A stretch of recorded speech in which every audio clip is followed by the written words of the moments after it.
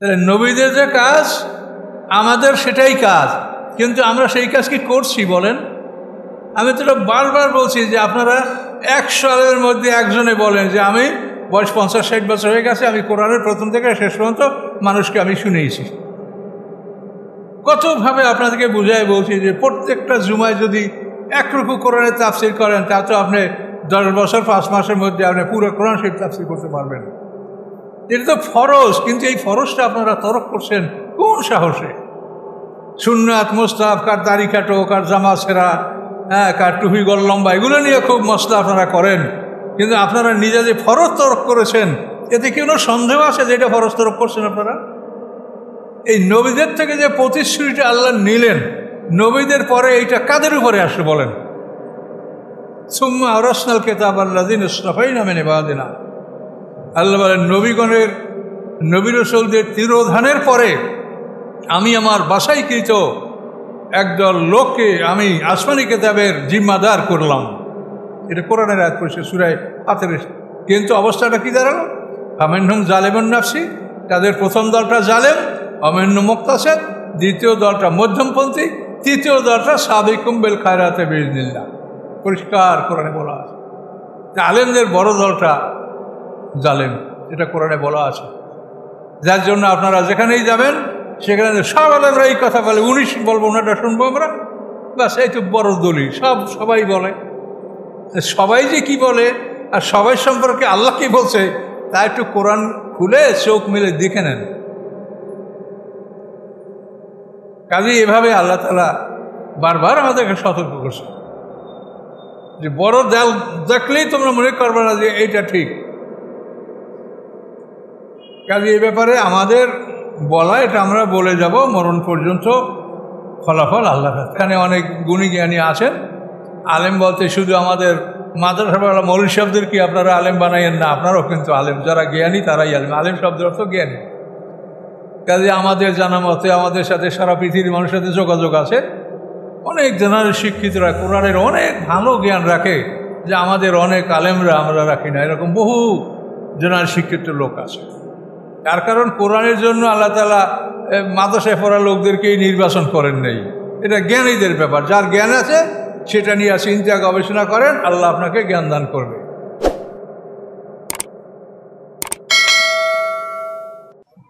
সম্মানিত মুসলিম কিরাম, আসসালামু আলাইকুম। আমরা সূরা আহজাবের 4 নম্বর আয়াত থেকে আলোচনা এখন শুরু করব ইনশাআল্লাহ। আউযু বিল্লাহি মিনাশ শাইতানির রাজিম, বিসমিল্লাহির রহমানির রহিম। মা জাআলাল্লাহু লিরাজুলিন মিন কলবাইনি ফি জাওফিহি ওয়া মা জাআলা আজওয়াজাকুমুল্লাতি তুযাহিরুনা মিনহুন্না উম্মাহাতিকুম ওয়া মা জাআলা আদিয়াআকুম আবনাআকুম যালিকুম কওলুকুম বিআফওয়াহিকুম ওয়াল্লাহু ইয়াকুলুল হক ওয়া হুয়া ইয়াহদিস সাবিল। আয়াতের তর্জমা। আল্লাহ তাআলা কোনো মানুষের মধ্যে 2টা হৃদয় স্থাপন করেন নাই। ফি জওফি, জওফ মানে শূন্য গহ্বর। এই জায়গাটা হৃদয়ে, যেখানে হৃৎপিণ্ড যেখানে থাকে, হৃৎপিণ্ড আমাদের, তারপরে লিভার, লাংস, গলব্লাডার, এগুলি যেখানে থাকে, এই জায়গাটা মোটামুটি চাপা জায়গা না। যেরকম ব্রেনটা মানে একেবারে কভার করা কঠিন হাড্ডি দ্বারা, তো এই যন্ত্রগুলো যেখানে আমাদের, এই জায়গাটা একটু উন্মুক্ত জায়গা। এখানেও আমাদের একটা যে রিবস মানে আমাদের বক্ষস্থলে যে হাড্ডিগুলি, এগুলি দিয়ে এটা কভার করে রাখা হয়েছে, কিন্তু এই হাড্ডিগুলোর মধ্যে একটু ফাঁকা ফাঁকা আছে। আর মাথার ব্যাপারে ওটা না, মাথা খুবই সংরক্ষিত এবং খুবই সংকীর্ণভাবে মাথাকে হেফাজত করা হয়েছে। মাথার সাথেও হাড়ের সাথে ফাঁকা আছে, কিন্তু সামান্য, নগণ্য। এখানে এই বক্ষস্থল যেটা, যেখানে কলব বা হৃদয় স্থাপন করা থাকে, এটা বলছেন আল্লাহ ফি জাওফিহি, তার শূন্য গহ্বরে, অর্থাৎ বক্ষস্থলের শূন্য স্থানে কারো আল্লাহ তাআলা 2টা হৃদয় আল্লাহ বানান নাই। এ কথার কারণ হলো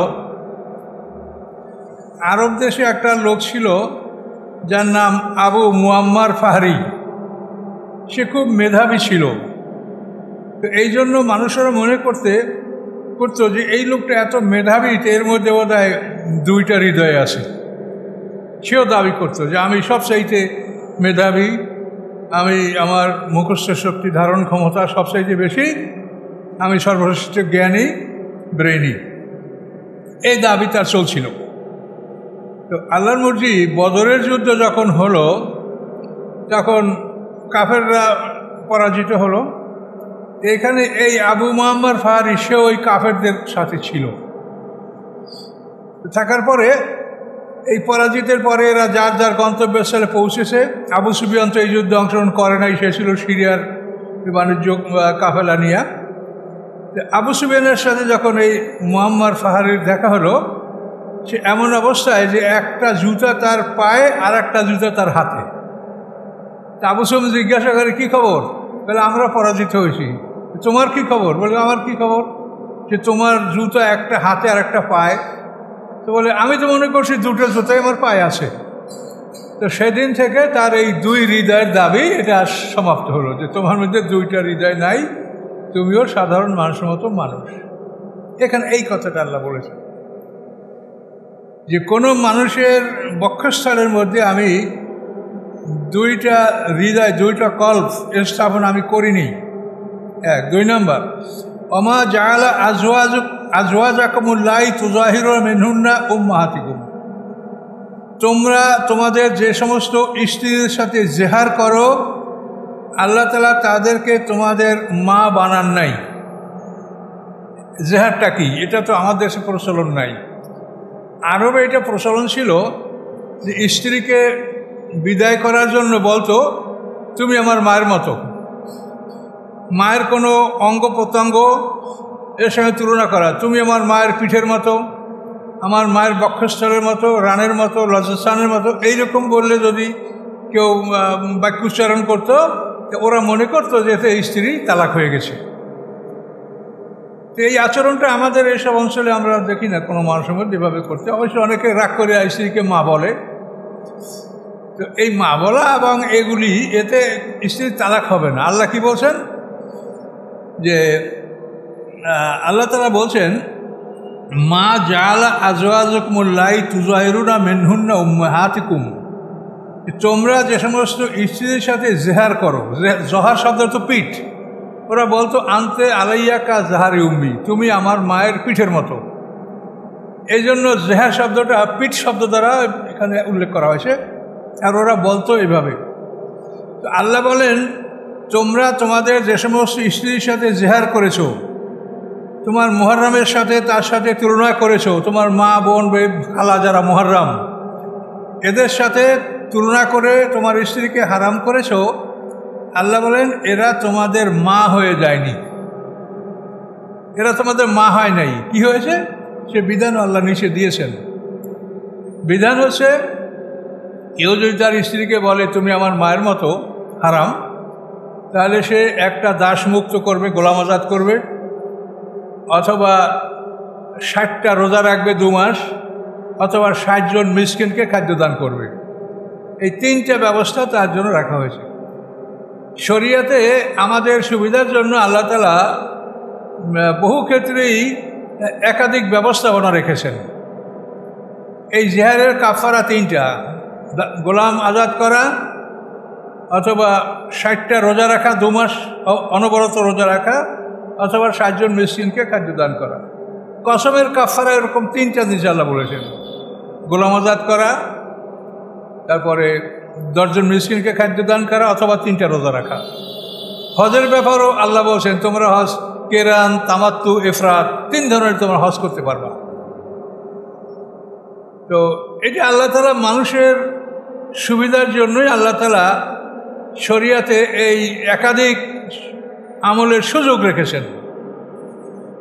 এই জন্য আল্লাহ কোরআন পাকে বলেছেন, আল্লাযীনা জাহাদু ফীনা লানাহদিয়ান্নাহুম সুবুলানা, যারা আমার পথে মেহনত করে আমি তাদেরকে আমার রাস্তাগুলি দেখাবো।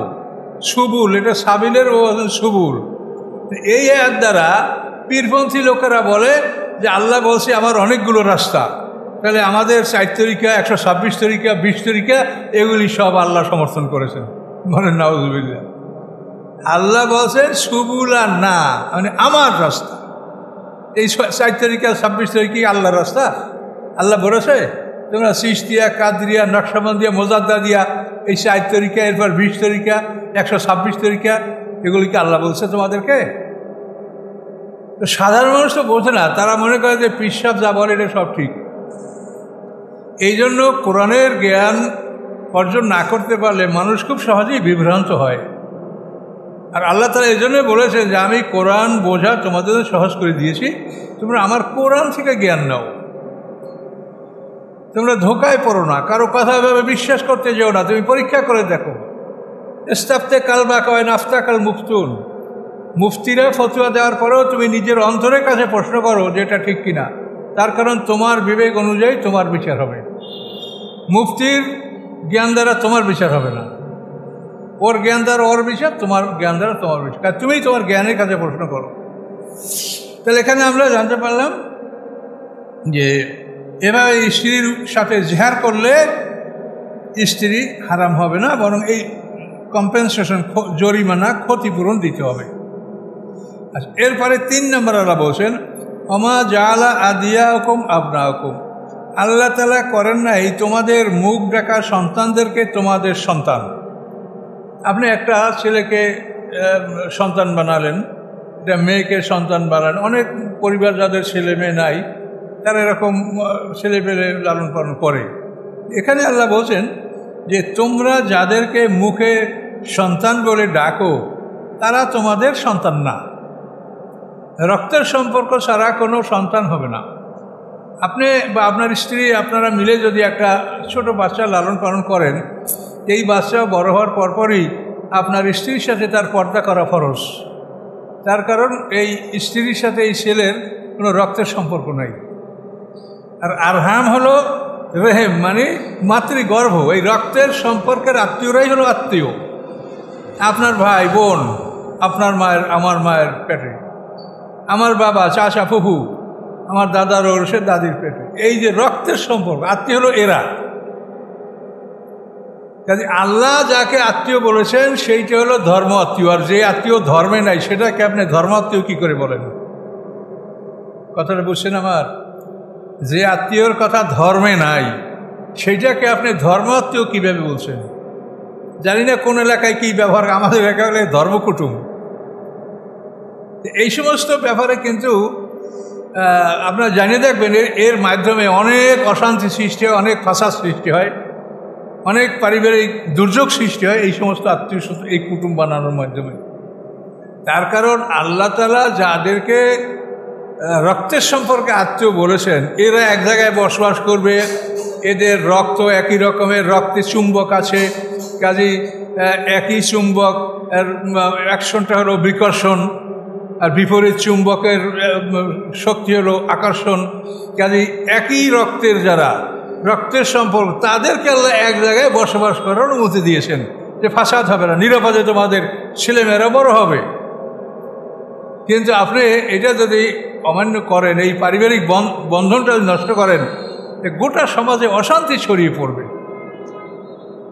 এটা ভালো করে আপনারা চিন্তা করে দেখেন। আল্লাহ আমাদেরকে সৃষ্টি করেছেন, বিধান দিয়েছেন তিনি। এখানে এই বিষয়টা আমরা আল্লাহর কোরআন থেকে জানতে পারলাম যে তোমরা যাদেরকে মুখে সন্তান বলে ডাকো তারা তোমাদের সন্তান নয়। জালিকুম কওলুকুম বি আফওয়াহিকুম, এগুলি তোমাদের মুখের কথা, তোমরা মুখে বলছো। কোনো মহিলা যদি কোনো সন্তানকে দুধ পান করায় 2 বছরের মধ্যে, তাহলে এই দুধমা হবে সে, এবং ছেলে মেয়ে এটা হারাম সম্পর্ক, এটা সৃষ্টি হবে, মুহাররম সৃষ্টি হবে সেখানে। কিন্তু এছাড়া তো এভাবে লালন পালন করলে তার দ্বারা ওই ছেলে হবে না, মেয়ে হবে না। আপনি মেয়ে লালন পালন করলেন, মেয়ে বড় হয়ে গেছে, এখন ওই মেয়ে আপনাকে বাবাই ডাকছে, কিন্তু বড় হয়ে পরে এই মেয়ের সাথে আপনার বিবাহ জায়েজ, ওই ছেলের সাথে আপনার স্ত্রীর বিবাহ জায়েজ, যদি আপনি মারা যান বা তালাক হয়, এই শরীয়তের আইন। কাজে এই জন্য আল্লাহ কি বলছেন, আল্লাহ কোরআন শরীফে আমাদের জীবনের সব দিকগুলি তুলে ধরেছেন। এমনকি এখন যেগুলো সমাজে প্রচলিত নাই সেগুলোও আল্লাহ তুলে ধরেছেন। আল্লাহ ইয়াকুলুল হক ওয়া ইয়াহদিস সাবিল, আল্লাহ সত্য বলেন এবং সৎ পথ দেখান। আল্লাহ যা বলেছে এটা সত্য এবং তিনি যে পথ বাতিয়েছেন এটা সত্য পথ। উদুহুম লি আবাইহিম, তোমরা তাদেরকে ডাকো তাদের পিতাদের নামে। কার সন্তান? সেই বাবার নামে এই সন্তানকে ডাকো। উদুহুম লি আবাইহিম, তোমরা তাদেরকে ডাকো তাদের পিতাগণের নামে। ওয়া আকসাতু ইনদাল্লাহ, এটা আল্লাহর কাছে অত্যন্ত ন্যায়সঙ্গত। ফাল্লাম তা'লামু আবাহুম, যদি তোমরা তাদের পিতৃ পরিচয় না জানো, পিতাকে এটা জানতে পারছো না, ফাইখওয়ানুকুম ফিদ্দীন, তাহলে তারা তোমাদের দ্বীনের ভাই। পিতৃ পরিচয় না পেলে তাকে তুমি অপমান করো না, কারণ জেনায় যে পয়দা হয়েছে সে তো নিজে দোষী না, দোষী হয়েছে এই কর্মে তার পিতামাতা লিপ্ত তারা। এই জন্য আল্লাহ বলেন যদি তার পিতৃ পরিচয় তোমরা না পাও তাহলে তারা তোমাদের দ্বীনী ভাই, মাওয়ালিকুম, এবং তারা তোমাদের বন্ধু। অনেকে প্রশ্ন করেন ওলাদুজ জেনা, তার ভিতরে নামাজ হবে কিনা? নামাজ কেন হবে? তার কি অপরাধ? তার কি অপরাধ? সে তো অপরাধ করেনি। কাজে তাকে অপমান করা যাবে না, তুচ্ছ করা যাবে না।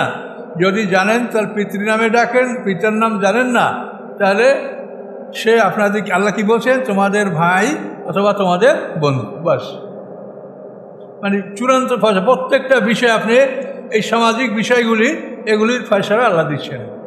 পুরো কোরআন এরকম মানব জীবনের জরুরি বিষয়গুলি এই কোরআনে আল্লাহ তাআলা সুন্দর করে বলে দিয়েছেন। এখন আল্লাহ বলেন ওয়ালাইসা আলাইকুম জুনাহুন ফি মাক্তাতুম বিহি, তোমাদের পরে অপরাধ হবে না যে অপরাধগুলি তোমরা করেছো। খাতা মানে কি? অসাবধানতা, অজানার কারণে যেটা ভুল হয় সেটাকে বলা হয় খাতা। তোমরা যে ভুল করেছো এজন্য আল্লাহ তোমাদেরকে ক্ষমা করে দিয়েছেন। এগুলি সমাজে প্রচলন ছিল। এমনকি আল্লাহ রসুলের ঘরেও যায়েদ ইবনে হারেসা এর রাসূলকে আব্বা ডাকতো, কিন্তু তার ছিল, কিন্তু আল্লাহ রসুলকে আব্বা ডাকতো। মানুষরা বলতো যায়েদ ইবনে মোহাম্মদ সাল্লামের ছেলে। কিন্তু এই আয়াত নাযিল হওয়ার পরে আল্লাহ রসুল এগুলি সব বর্জন করেছেন এবং তার যায়েদ ইবনে হারেসা, পিতার নাম হারেস, ওই নামেই তাকে ডেকেছেন। সেই জন্য আল্লাহ বলেন যে তোমরা ইতিপূর্বে যে ভুল করেছো সেটা আল্লাহ ক্ষমা করে দিলেন। ওয়ালাকিন মা তাআম্মাদাত কুলুবুকুম, কিন্তু যদি তোমাদের মন এখনও এই সমস্ত কাজ করার আগ্রহ প্রকাশ করে তাহলে কিন্তু সে শাস্তি ভোগ করবে। ওয়াকান আল্লাহু গাফুরার রাহিমা, এবং নিশ্চয়ই আল্লাহ তাআলা ক্ষমাশীল, দয়াময়। আন নবিয়্যু আওলা বিল মুমিনিনা মিন আনফুসিহিম, নবী আওলা মানে উত্তম, মুমিনদের কাছে নিজেদের জীবনের চেয়েও। অর্থাৎ নবীর ভালোবাসা, নবীর স্নেহ এবং তার মর্যাদা, এটা মুমিনদের কাছে আল্লাহ বলছেন তাদের জীবনের চাইতেও বেশি, তারা নিজের জীবনের চাইতেও নবীকে ভালোবাসবে। আওলা মানে উত্তম। তো নবী মুসলমানদের জীবনের চাইতে উত্তম। তো এই কথাগুলি আল্লাহ তাআলা যে বলেছেন আমাদেরকে যে নবীকে ভালোবাসতে হবে নিজের জীবনের চেয়েও, এটা উহুদের যুদ্ধে সাহাবায়ে কেরামরা প্রমাণ করেছে।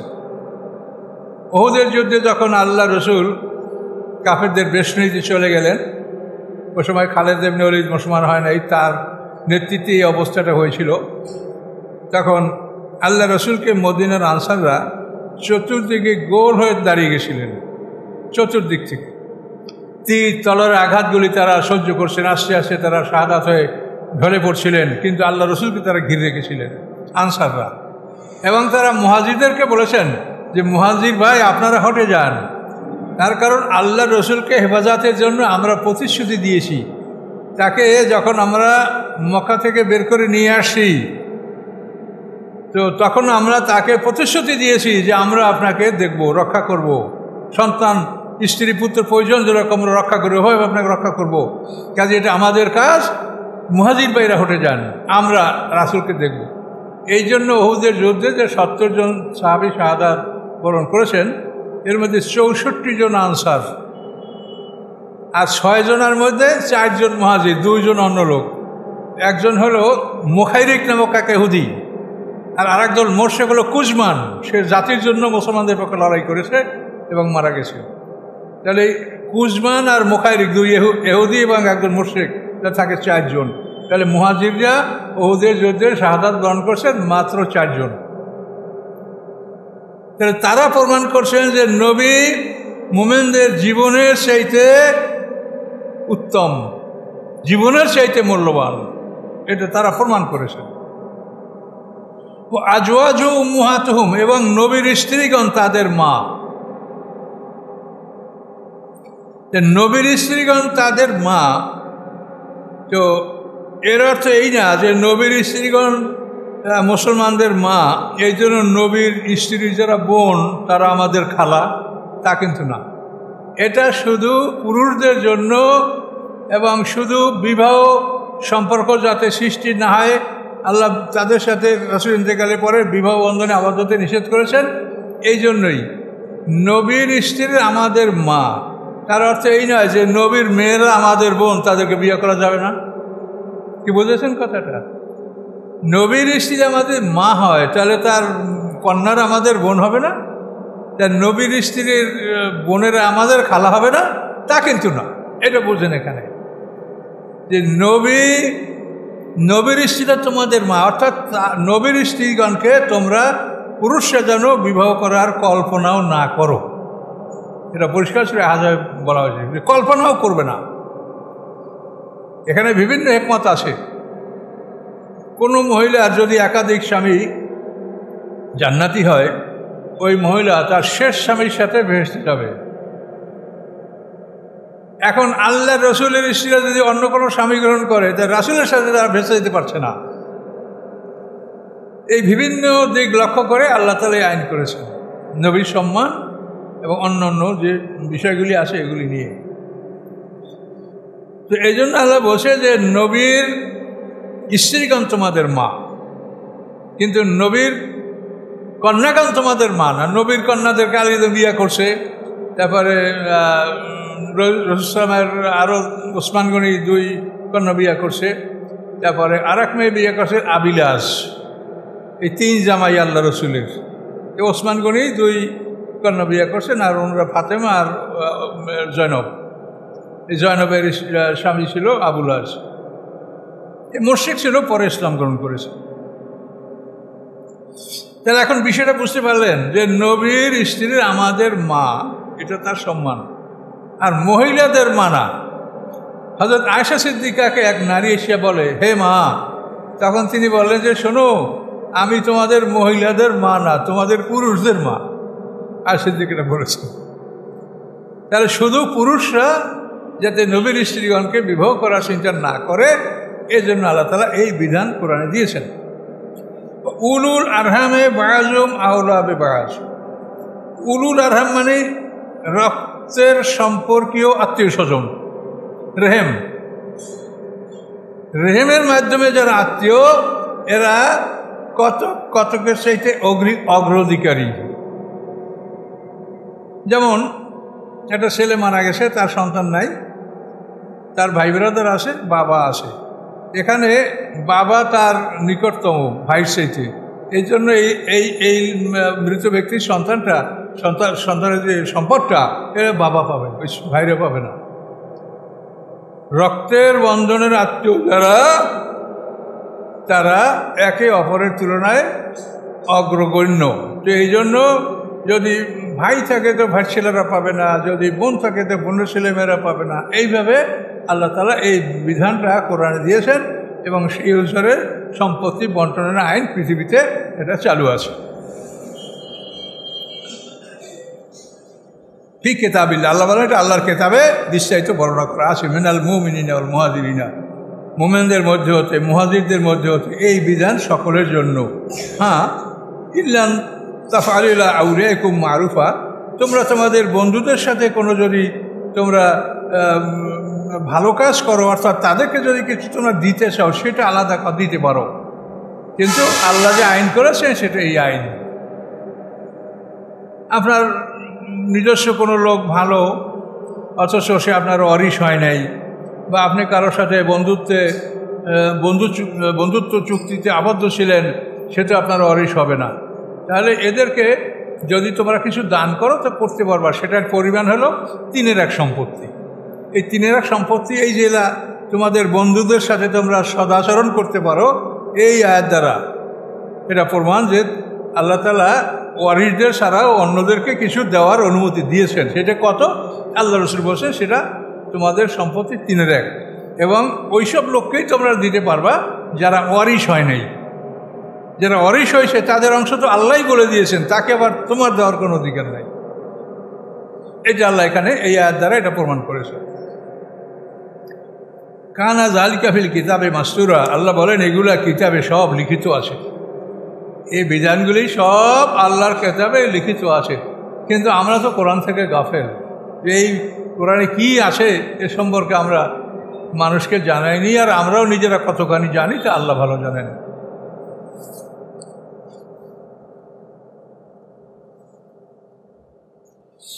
ওয়াইজ আখাযনা মিনান নবিয়্যিনা মিসাকাহুম, আল্লাহ বলেন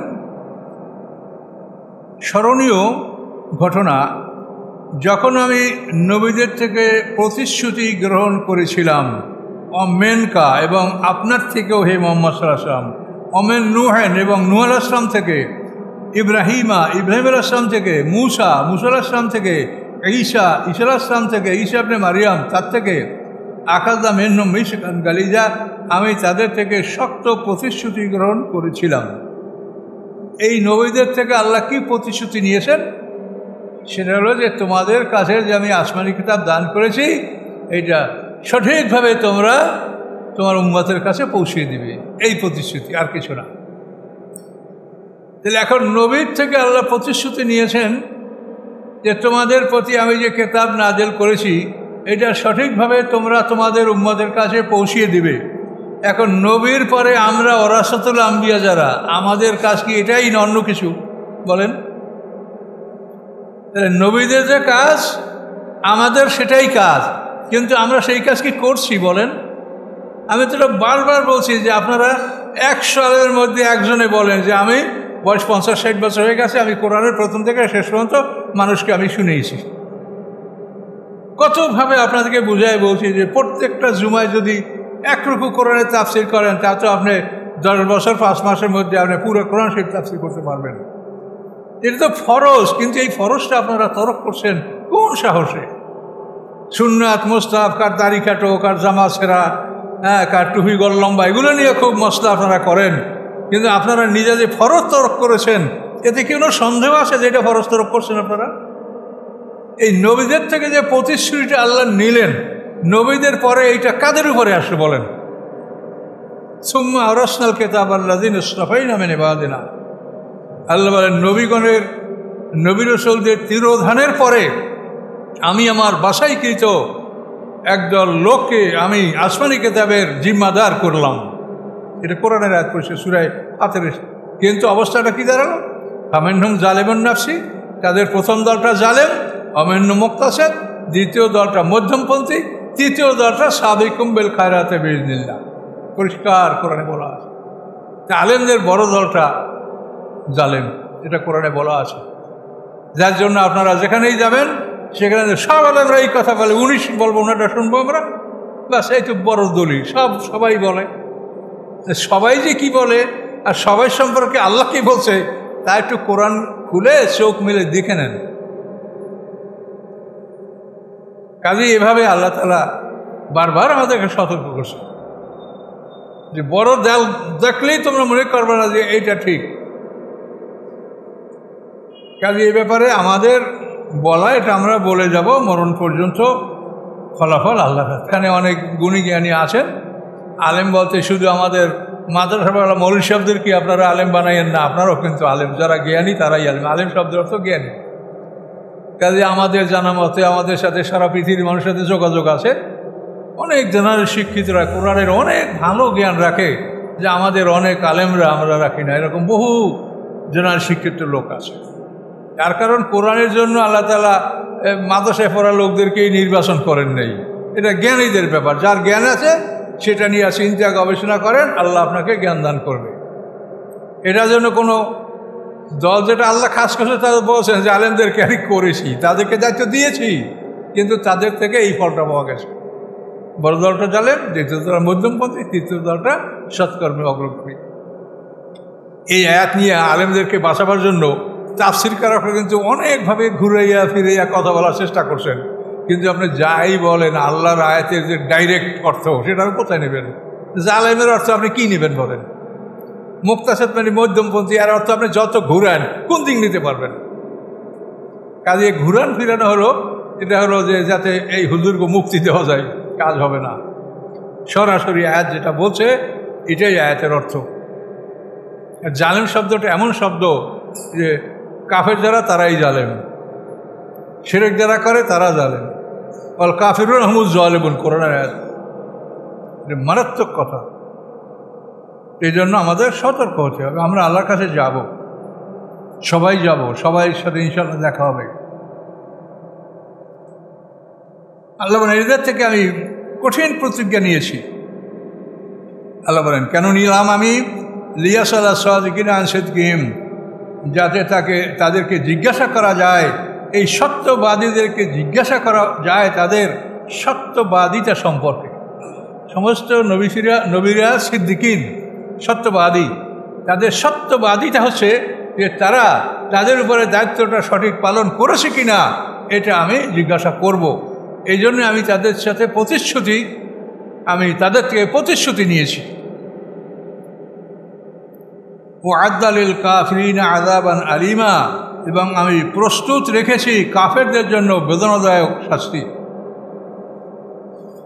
ইয়া আইয়ুহাল্লাযীনা আমানু, হে ঈমানদারগণ, উযকুরু নি'মাতাল্লাহ, স্মরণ করো আল্লাহর নিয়ামত, আলাইকুম, তোমাদের উপরে, ইয জাআতকুম জুনুদুন, যখন এসেছিল তোমাদের কাছে বাহিনীরা, ফারসালনা আলাইহিম রিহা, আমি প্রেরণ করেছিলাম তাদের উপরে বায়ু বাতাস, জুনুদান, এবং এমন বাহিনী, লাম তারাহা, যাদেরকে তোমরা দেখতে পাও নাই, ওয়াকানা আল্লাহু বিমা তা'মালুনা বাসীরা, এবং নিশ্চয়ই আল্লাহ তাআলা তোমাদের কর্ম সম্পর্কে সম্পূর্ণ দর্শক। এই আয়াতের শানে নজুলটা খুব বড় শানে নজুল। এটা আমরা শুরু করি, কিন্তু আজকে আমরা এটা শেষ করতে পারবো না। আল্লাহ বললেন, হে ঈমানদারগণ, তোমাদের উপর আল্লাহর নিয়ামত, আল্লাহর অনুগ্রহ তোমরা স্মরণ করো। যখন তোমাদের কাছে এসেছিল বাহিনী, সম্মিলিত বাহিনী, এটা আহজাব, এই সূরাটার নাম আহজাব। আহজাব শব্দের অর্থ সম্মিলিত বাহিনী। সমস্ত কাফেররা একত্রিত হয়ে মদিনা আক্রমণ করেছিল। এটা হলো শাওয়াল মাসের 5 তারিখ আহজাব যুদ্ধ সংগঠিত হয়েছিল। আহজাব শব্দের অর্থই সম্মিলিত বাহিনী। এই যুদ্ধটা কিভাবে শুরু হয়েছে?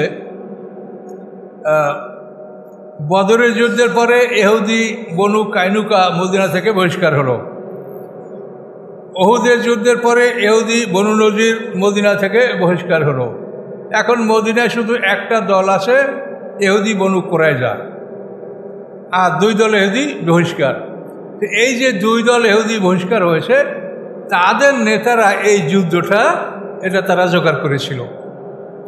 এদের মধ্যে হুয়াই ইবনে আখতাব, তারপরে আরও অন্যান্য যারা নেতা ইহুদিদের, এরা মিলে মক্কায় গেল। গিয়া প্রথম তারা আবু সুফিয়ানকে বুঝালো যে তুমি যদি মদিনা আক্রমণ করো তা আমরা ইহুদি, আমাদের কাছে অনেক অস্ত্র শস্ত্র সম্পদ আছে, আমরা তোমাদের সহযোগিতা করব, দেখো তুমি আক্রমণ করবে কিনা। তখন আবু সুফিয়ান খুব খুশি যে হ্যাঁ, অবশ্যই আমরা মদিনা আক্রমণ করব যদি তোমরা আমাদের সাথে থাকো, যে হ্যাঁ আমরা আছি। এই আবু সুফিয়ান প্রস্তুতি নিতে লাগলো। সম্পূর্ণ কোরাইশ কেনা না, এটা আবু সুফিয়ানের দায়িত্বে তারা প্রস্তুত হতে লাগলো।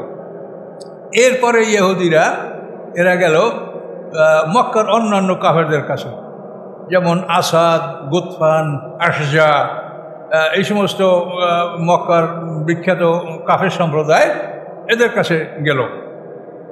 এদের কাছে গিয়া হুয়াই ইবনে আখতাব তাদেরকে বুঝিয়ে বলল যে আমি আবু সুফিয়ানকে রাজি করেছি এখন তোমরা যদি রাজি হও তা আমরা সবাই মিলে আমরা মদিনা আক্রমণ করব।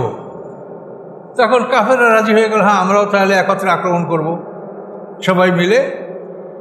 এইভাবে তারা সবাই মক্কার কাফেররা একমত হয়ে, মানে সংখ্যাটা নানাভাবে বলা আছে, তো সর্বোচ্চ 20,000-এর কথা সর্বশেষ, যে অন্তত 20,000 সৈন্য তারা রেডি করছে মদিনা আক্রমণ করার জন্য। মদিনা ছোট্ট একটা শহর, আর সাহাবায়ে কেরামরা এতদিন তো মানে 3,000-এর বেশি সৈন্য নিয়ে তারা যুদ্ধের মাঠে আসতে পারে নাই, আর ওরা 20,000 সৈন্য এটা জোগাড় করেছে মদিনা আক্রমণ করার জন্য।